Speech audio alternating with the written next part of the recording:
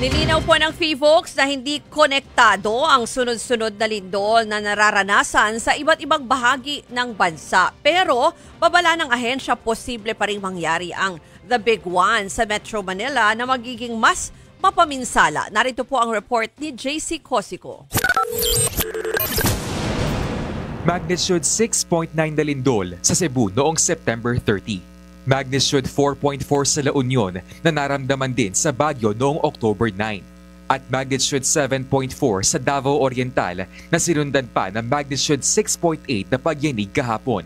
At kaninang madaling araw, magnitude 4.2 na lindol naman sa Isabela. Sunod-sunod ang mga nangyaring lindol sa iba't ibang panig ng bansa.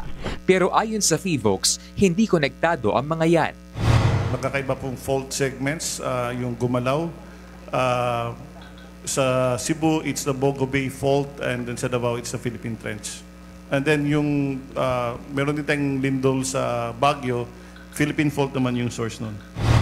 Hindi rin daw aftershock ng magnitude 7.4 na lindol ang nangyaring magnitude 6.8 na pagyanig sa Davao Oriental. Hiwalay na event daw yan na kung tawagin ay doblet, na bihirang mangyari.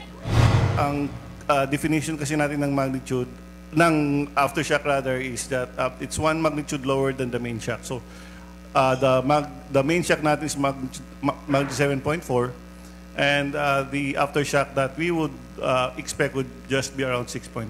It's the same concept with the stress transfer. So one event would cause another. Libo-libo na ang naitalang aftershock sa Cebu at Davao. Pero bakit nga ba naging mas mapaminsala ang lindol sa Cebu kumpara sa Davao kahit na mas mababa ang magnitude nito? Kasi yung sa Cebu, yung depth ng lindol natin is 5 kilometers, yung sa Davao is 23 kilometers. Now, yung seismic energy kasi natin as it travels from the source sa ilalim ng lupa, akyat yan. Habang umakyat yan, humihina yung lakas. Giit pa ng PHIVOLCS, dapat din paghandaan ang paggalaw ng West Valley Fault na magre-resulta sa pinangangambahang The Big One o magnitude 7.2 na lindol sa Metro Manila. Hinog na raw kasi ang West Valley Fault na huling gumalaw noong 1658. Pag nangyari yan, posibleng umabot daw sa 48,000 ang masawi sa Metro Manila at mga kalapit probinsya. Kaya bukod sa mga earthquake drills, dapat daw mas paigtingin ang pagsusuri sa integridad ng mga gusali. Samantala, ilang apektadong residente ang nakararanas ng disaster fatigue ayon sa Department of Social Welfare and Development. Nahirapan silang matulog, nahirapan silang makarelax, lagi silang nagbalisa, nag-aalala. Kasi nga, ibang-iba ang lindol doon sa Baguio. Alam mo yon, yung babalik ka ng bahay, pero feeling mo hindi ka safe. So, nandun yung takot, yung pangamba.